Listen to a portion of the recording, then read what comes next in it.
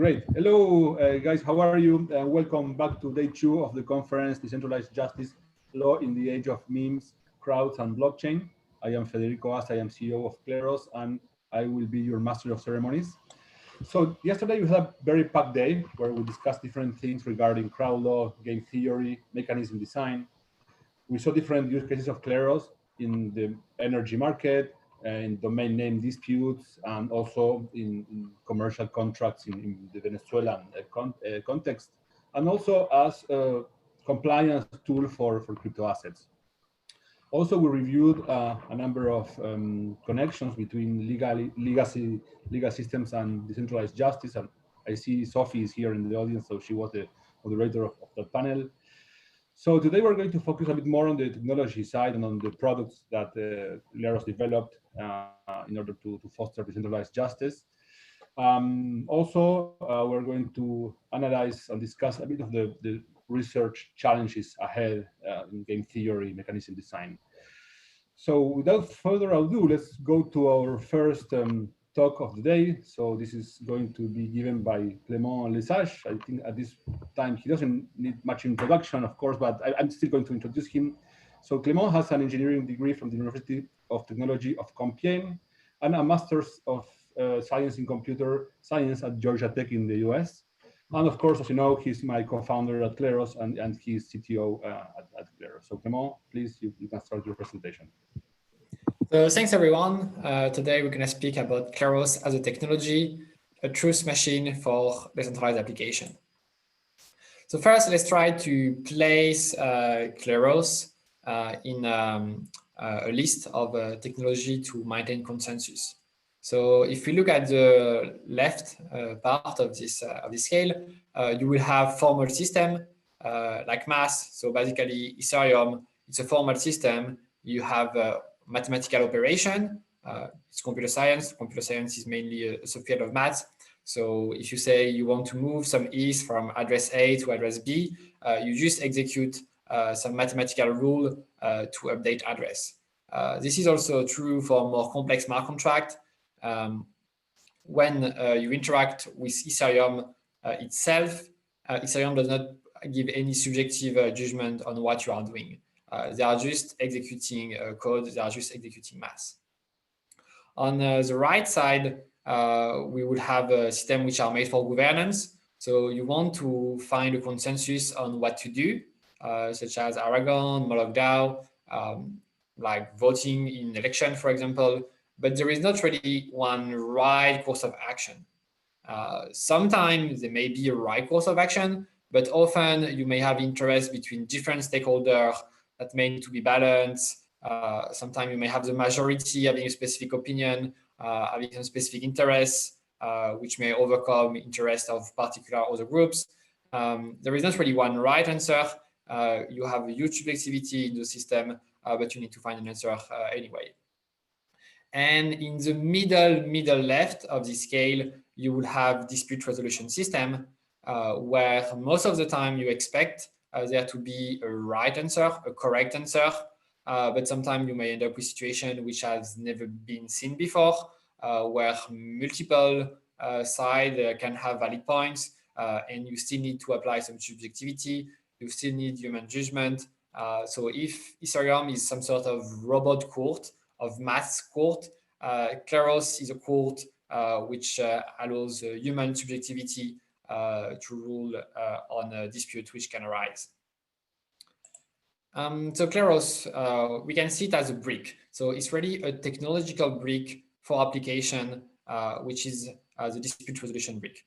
Kleros itself, it doesn't do anything, but you can plug application on it which have a need of having dispute resolved, and you're gonna put the dispute, put some arbitration fees, and then you're gonna get an output which is gonna be a result. So you can see that as a machine, as a truth machine that you use on your other application, and you can see it as a component of larger system, but not as a standalone. You have two sides when you are interacting with Kleros. On the left side, you have what we call the arbitrable side, which are the application requiring decision. We have three main examples of those. The first one are created registry, where you want to verify that some information is correct. Secondly, you have escrow system, where you have multiple parties which have a disagreement of where should some funds be sent. You can have Alice, which want to pay Bob to make a website, and Alice can claim, okay, the website was not what I asked. Bob can claim, okay, I made the website. Now you have some fund, and we need to decide where those funds should go.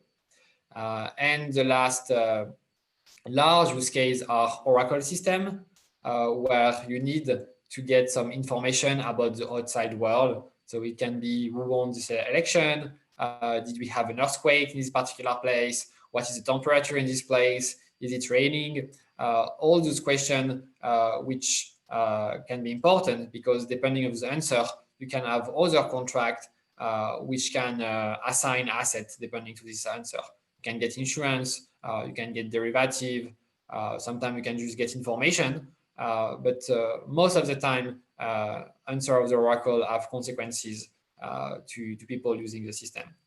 And on this right side, you have the Kleros arbitrator. You could swap it for any other kind of arbitrator in the system. You actually have a centralized arbitrator just to test when people are developing application. So that's a brick, and you can swap this brick by another brick. So I think that's for now the best machine if you want to get a decentralized truth to be inputted in your application. But that's only a machine, and depending on the use case, you have machines which are more or less suited for this use. Let's look a bit about project maturity. Early days in 2018, we made the first version of Kleros with a proof of concept, Dodge trial that Stuart spoke about yesterday.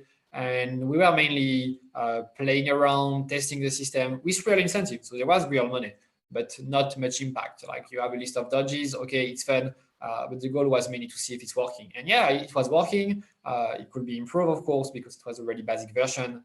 And then in 2019, we released the first version of Kleros. And at this time, what we really had to do is to add some legitimacy and convince people of at least some level of security. And for that, we did what we call the ecosystem bootstrapping, where we develop as a cooperative application relying on Kleros. So we developed the token created registry, we developed some escrow system, and we also have some other projects which are also created by the Kleros team, which are still being developed or being released a few days ago. But nowadays, we are mainly at an integration phase, where you have a lot of people in the ecosystem, they want to use Kleros in their system, and we are helping them either directly or by building integration tools for them. In the near future, we also get Kleros version 2, when probably we will have Ethereum version 2, where we will need to handle different shard, need to handle higher amount of disputes, so have some scalability. So there is still a core layer being developed, but now the main part of what's happening in Kleros, the main part of the ecosystem in Kleros is integration by third-party teams. You can see here a small snapshot of the ecosystem, and you can see you have Kleros on which you have a registry of token, and they are interconnected. You have some exchanges which are pulling data from Kleros, from the Kleros registry. You have also this escrow system, which is quite interesting because it's both using Kleros directly and it's also using product using Kleros. You can look at Uniswap and you see that you have a dashed line because here Uniswap is using a registry of Kleros, but not only. Here it's up to the user to determine which list provider they want to use. So you will see these two kind of integration. You will see integration with systems which are relying on Kleros and Kleros is embedded in the system. And you will have systems which are more or less agnostic at some point, and they let their user choose Kleros or another competing solution.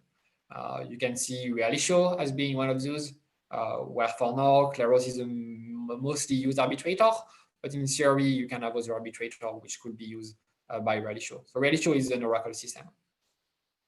One of other interesting application is Omen. which is mainly using the conditional token framework created by the Gnosis team. And here, Omen is using Realisio, which is then using Kleros to solve a dispute about outcomes of events. And it's also using Create, which is a generalized created registry platform running on Kleros to create what markets are valid markets to be displayed to the user. So you can see that sometimes you may even have multiple bricks of your application, which end up being Kleros or Kleros Flying Brick. And if you look at this ecosystem, we can see that we are really different projects which are creating application together, and you just don't create an application alone, but you combine multiple bricks to make the application you want. And that's really made possible by the open execution paradigm of Web3. Because in Web2, for example, if you want to make, I don't know, like you want to make an application on Facebook to deliver some socks, for example, you could use Amazon to source your socks. You could use Facebook to make the order, and you could make some sort of application like that. But you have those companies, Amazon and Facebook, which are centralized companies. They can decide if they allow you in or not. So if you create this sort of business, they may at some point just decide that they don't want your business anymore, and they may cut you out of the system. So that makes it quite risky to create this kind of application combining other centralized application. While with Web3, the application are permissionless. You don't need to ask permission to anyone. You know you're not going to be cut out of the application. So you can build with confidence. And in the worst case, if the project can just fail and you can just continue to maintain it yourself. It's still better than to have to build it by yourself in the first place.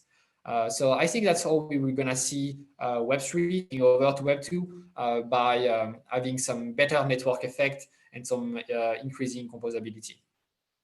So now let's look at some example of use case of Kleros. We're going to start with the registry because it's the first like serious use case, non-demo use case. And we want to make a list of token. And that's quite important because if someone makes bad token, they can just impersonate another project and sell useless token, like scam people. So we really want to have a token list which are resilient. So we made these platforms, the token-related registry. And if you have Alice, which want to add a token to this list, she wants to add PNK, she puts a deposit. And Bob, who is watching the list, look, okay, that's PNK, that's okay. And you will not do anything because the information is correct. So the token will be accepted. Alice will get her deposit back and everyone is happy. But now Alice tried to put a token, which is a scam token. She tried to put some hacker gold, which is a scam. And Bob is going to put a deposit by setting, no, this token does not belong to this list. And that's going to create a dispute. So you have jurors, which are staking PNK. They are staking PNK in this token listing court. And each PNK they stake is basically a lottery ticket. So you take a few PNK, and people who own those PNK are going to be drawn in the case and going to be juror eligible to vote. So here, let's say we take 5 jurors. You have 4 of the jurors which vote to reject the token, 1 vote to accept it. So the majority rejects the token. So Alice will lose his deposit. Bob will get his deposit back, plus some money from Alice. And this way he's paid into making, into creating the list, into making the list free of malicious token. But now let's look a bit more about what is going to happen with the jurors. So you have most of the jurors who voted to reject the token, but you have Ignacy who voted to accept it. So in this case, he will not have been coherent with other jurors, so he's going to lose a bit of token, which are redistributed to other jurors. And Alice is also losing a bit of his on his deposit, which are also redistributed to other jurors. So if you're coherent, you tend to be rewarded. If you're not coherent, you tend to be penalized. But as a disclaimer, it's okay to not be coherent all the time. The system is just made to weed out people who will have a really low coherence rate. Even if you're honest, sometimes you're not going to agree with the end result. Maybe between 85, 90% of coherence sometimes. So even if you're honest, sometimes you're going to be less coherent. But if you're really doing random stuff or taking bribe, you will end up losing money. So why would people be honest in the first place? We can go on a shilling coin concept. So here, try to pick a square. I let everyone pick a square. You can put in the chat which square you picked, knowing that you want to pick the same square as the majority of people. So you can go on, pick the square.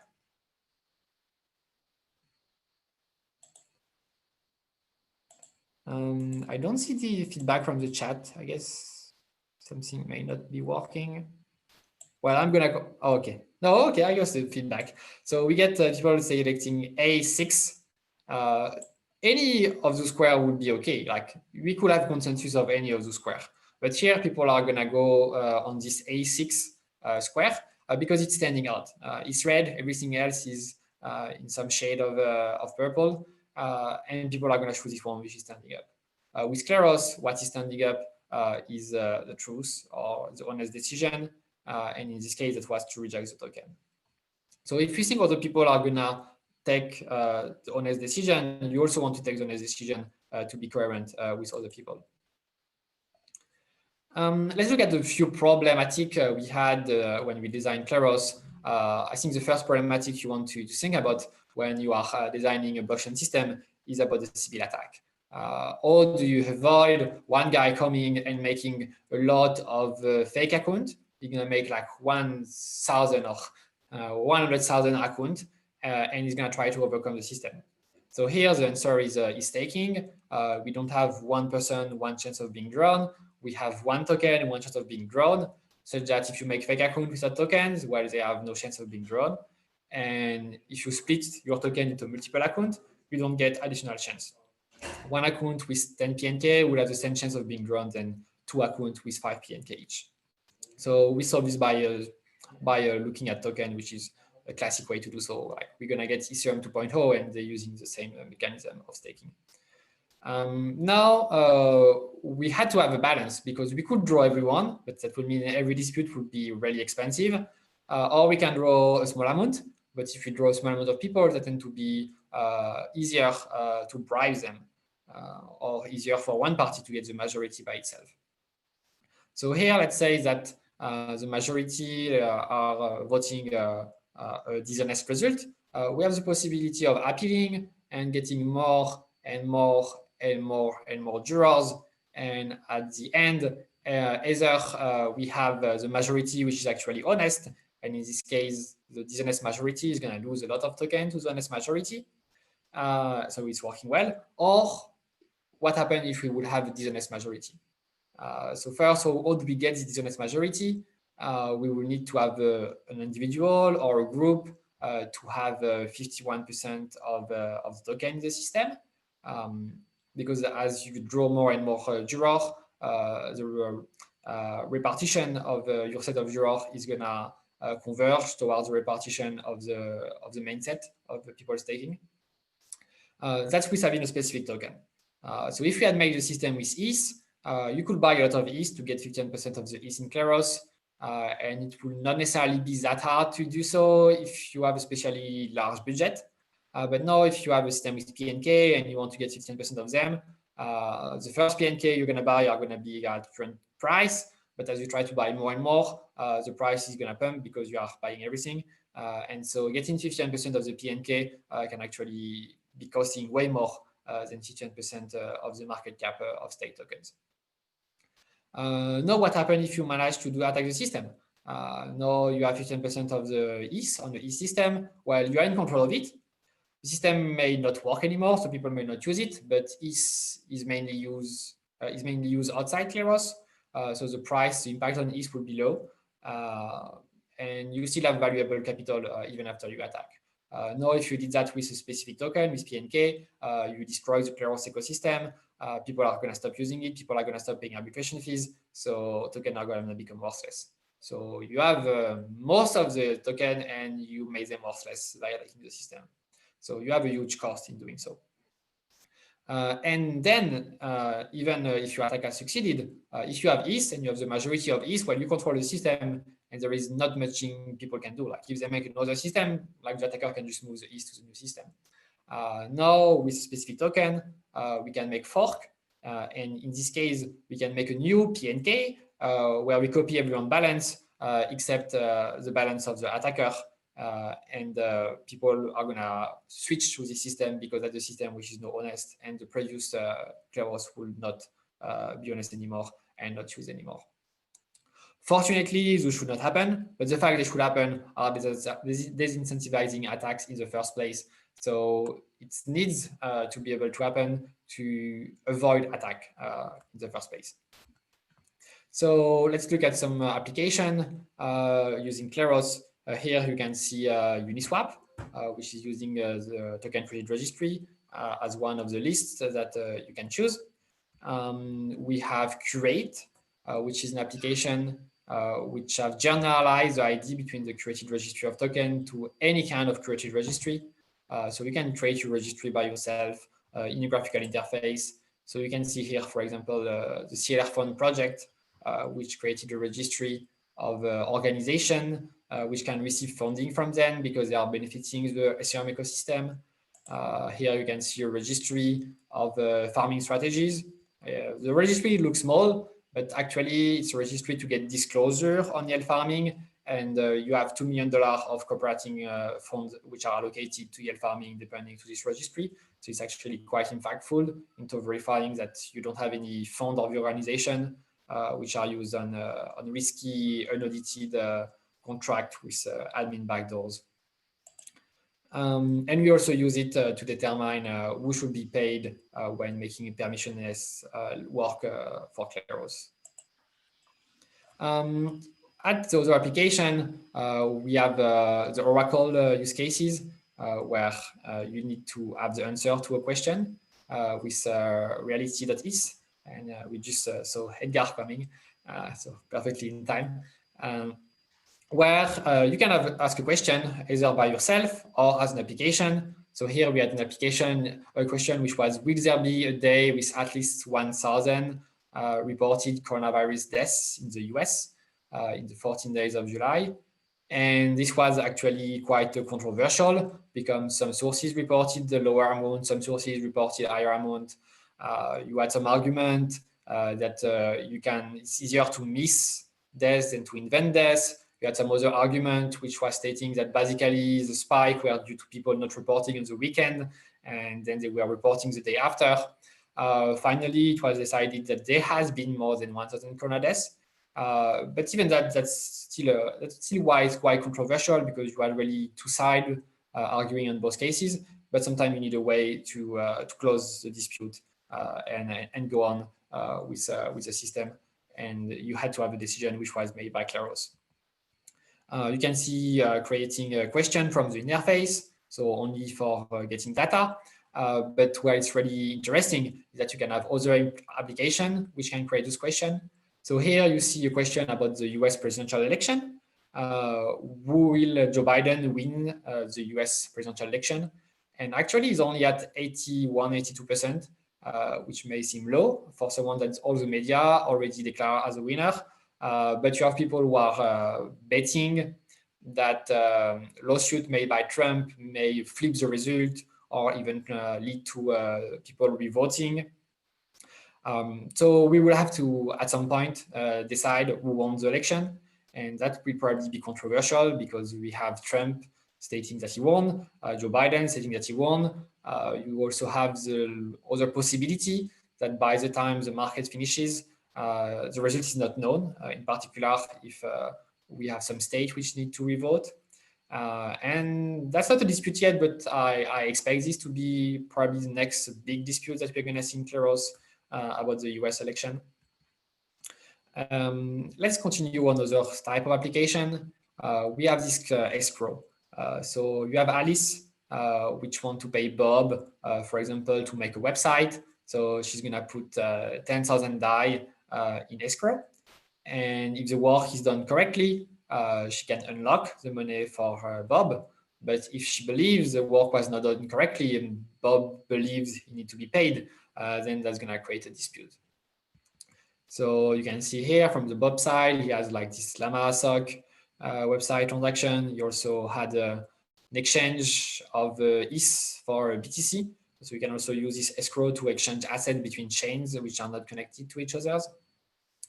And here for this transaction of BTC, if it did not receive the BTC actually, you can create a dispute by stating that the other party did not comply with the agreement, and that's going to go to the Kleros court and it's going to be decided by Kleros jurors.